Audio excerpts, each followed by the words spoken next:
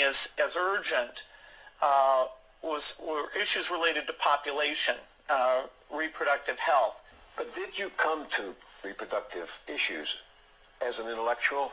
When I was growing up, my parents were always involved in various volunteer things. My dad was head of Planned Parenthood. Giant Planned Parenthood will remove the name of founder Margaret Sanger from its Manhattan clinic over what it called her harmful connections to the eugenics movement. Sanger was a leading advocate of the eugenics movement and promoted sterilization of people she deemed to have undesirable traits. Former Planned Parenthood clinic director Abby Johnson said Sanger's philosophy endures at the US-based abortion group. Margaret Sanger is a known eugenicist whose legacy is built on racism. Even though Planned Parenthood is moving to separate themselves from Sanger's name, her influence on the abortion giant remains at its core. Have you noticed that it's the minorities that are having the abortions? Margaret Sanger, founder of Planned Parenthood, canceled. So if you follow the pro-life movement, you know the name Margaret Sanger because she founded Planned Parenthood well before abortion was made legal in this country by Roe versus Wade in the Supreme Court. Now, Margaret Sanger is a controversial figure. To use that word is actually being too nice. She was a racist.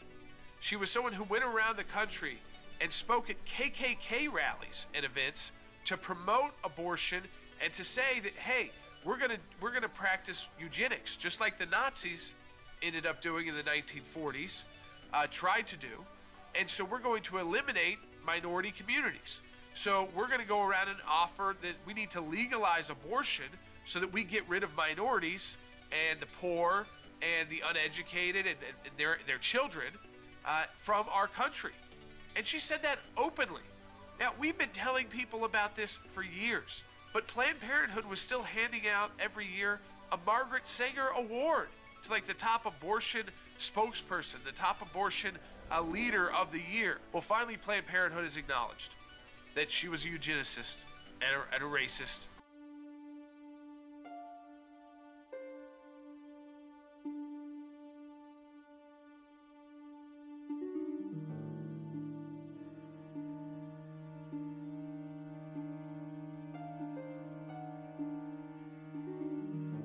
I just want to report this and let y'all understand this, what is actually going on. This is another Tuskegee experiment. They have no data. They had no data on the other vaccine, but now they have data.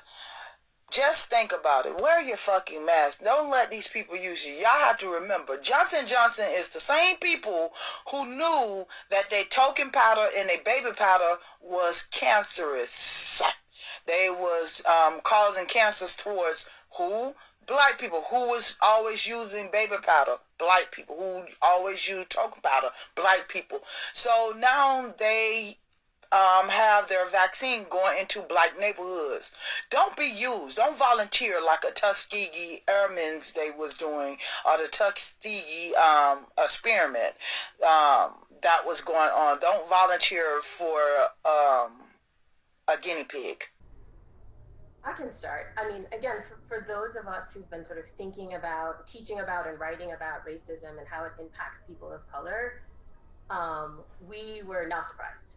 In fact, when people were saying, oh, this is the great equalizer, does not discriminate, everyone's at risk, we knew from the very beginning of this outbreak in our nation that people of color would be disproportionately impacted, right? Because the reality is that racism is inherently built into all of our institutions, including the healthcare institutions, including, you know, where people live, where they get their food, things that impact their health, transportation.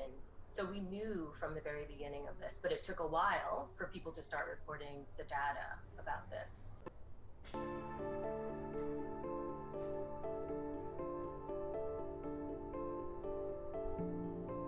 These injustices within multiple systems, across multiple systems, are really impacting the health of Black Americans.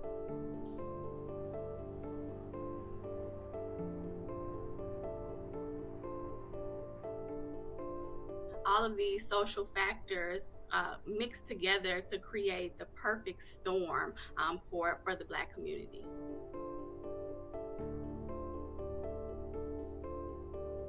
There's been a long history of injustices within the healthcare system that many Black people are very aware of, and so that impacts how they're going to navigate healthcare.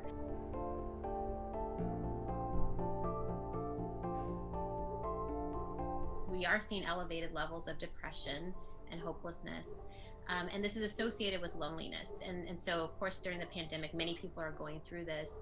But again, when we look at the disproportionate impact and burden, it's really important to think about how we can address these issues that have been longstanding but have been exacerbated during the pandemic.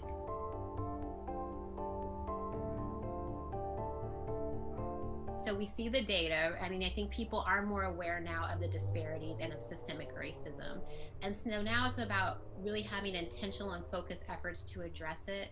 These are systems level problems, and we start to address the systems that have been untrustworthy. I think that is the way forward, because COVID-19 is just one of many health inequity issues